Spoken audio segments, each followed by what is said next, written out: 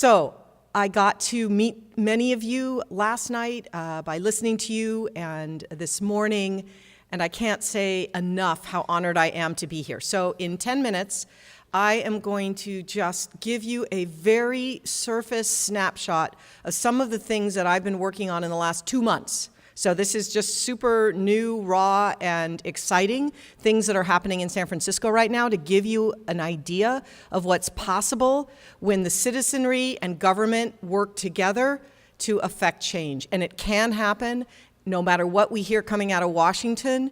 Governments can serve the people and can serve our interests when we're together. All right, so we're in a universe right now that is distressing, to say the least. On the one hand, we see the evidence of climate change, we see the evidence of biodiversity destruction, and yet we're being told that it's all fake news, so just go party, just go, don't worry about it, because really it's the Chinese trying to pull a fast one on us. So, and we shouldn't believe anything we hear in the news. So there's a lot swirling on around us. And what we're seeing right now, and in our schools in San Francisco, we're seeing this kind of new problem, which we call eco-anxiety. This idea that there's just too much. The world is in too much harm, that we're too small, we can't affect it, and so we need to start just tuning it out. And the problem with eco-anxiety, of course, is that it leads to apathy, and it leads to inaction, it leads to fear. So the antidote for eco-anxiety is very simple. It's one word. It's action. Action is the antidote to frustration, it's the antidote to fear, it's the antidote to apathy. And I think everyone in this room knows that, because that's why you're here, because you have discovered the power and the empowerment from taking action. But how do we in a democracy take that action?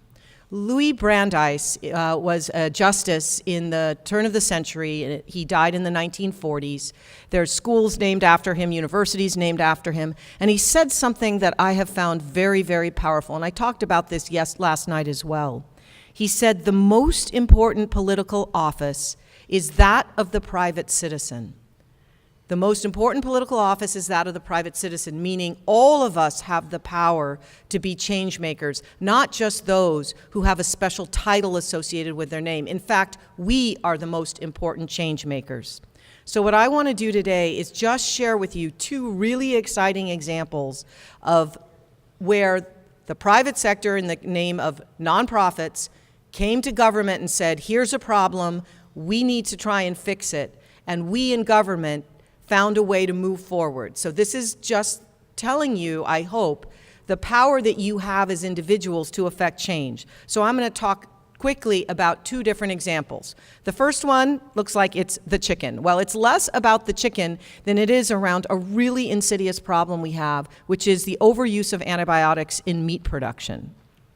It turns out that the Center for Disease Control and Prevention, which is our premier entity when it comes to looking at public health, has said that the overuse of antibiotics is one of the top 5 threats to public health, the top 5 threats.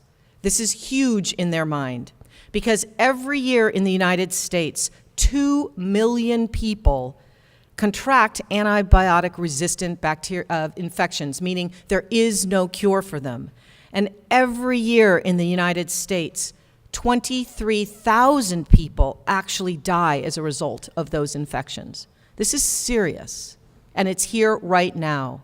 And in fact, every year in the United States, $55 billion is lost due to this excess cost of antibiotic resistance. So this is a problem. This is a problem that no one can argue with.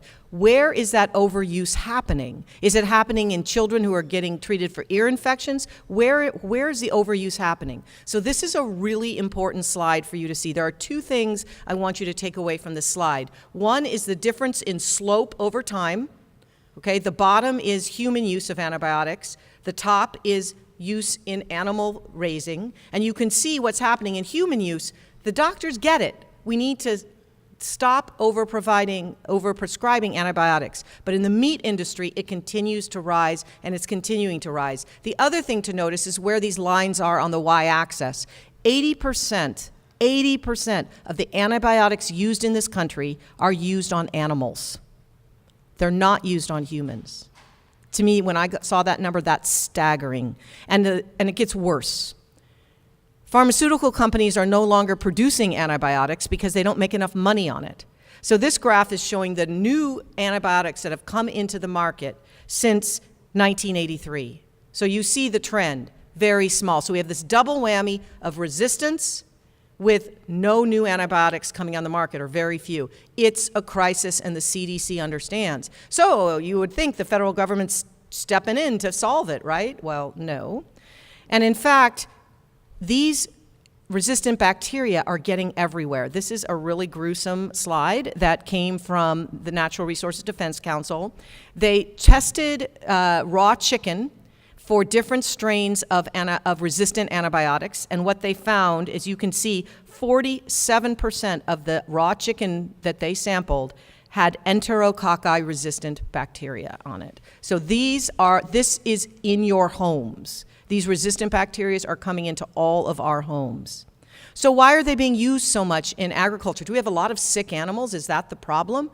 Well, no. The problem is that there are 4 reasons that antibiotics are used in the raising of meat. Number 1 is to treat disease. Fair enough. We do not want sick animals. It's not fair to the animals. Number 2 is to control an outbreak. One animal gets sick, the animals in the herd need to have antibiotics. The problem is not there. The problem is that farmers are giving antibiotics preventatively. It's as if you put an antibiotic, penicillin, in your child's cereal every morning because you knew that when they went out in the world, they might get sick. So that's what's happening in agriculture. The antibiotics are being put in the feed of all animals automatically. And they find that when they do that, the animals gain weight faster, so they get to make more money. So this is a problem. Well, are the feds doing anything? No. And it turns out the state of California started down this path and adopted regulations and requirements, but they only impact meat raised in California. Whereas if you go to Safeway, if you go to Costco and you buy meat, chances are it's raised anywhere in the U.S. You have no idea where it's raised. So we said, what can we do in San Francisco to start to tackle this? Well, it turns out we can't do much because we're preempted. But we can do is look at our own procurement. We can do a right-to-know campaign. So we are requiring all retailers who sell meat in San Francisco to tell our department what the antibiotic use is on that, and we will share that information far and wide, because we know that once you have information for all, those retailers are going to start to understand what they're selling, and chances are they're not going to want to admit that they have this overuse of antibiotics, and they'll change their practices. So this is an idea that came to us from the Natural Resources Defense Council. We turned it into legislation. It got adopted last month, and of course the lawsuits are coming. The second example has to do with furniture and children's products. Super quick. Furniture has foam in it. Furniture with foam contains flame retardants because we don't want fires in our homes. That's the ostensible reason. Well, it turns out that these flame retardants are incredibly toxic. And it also turns out that the beings that are most vulnerable are the beings that are on the floor where the dust that is laden with flame retardants comes out. So that's children and animals. Ironically, it also turns out firefighters are vulnerable. When this furniture and these children products do combust, they emit an incredibly toxic chemical that is shown to have cancer causing in all of our firefighters.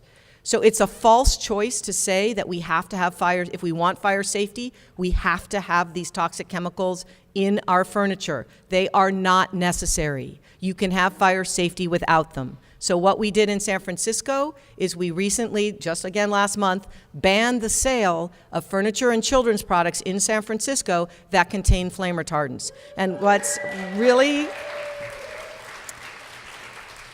cool about this is we're not just banning at brick and mortar, but we're banning online.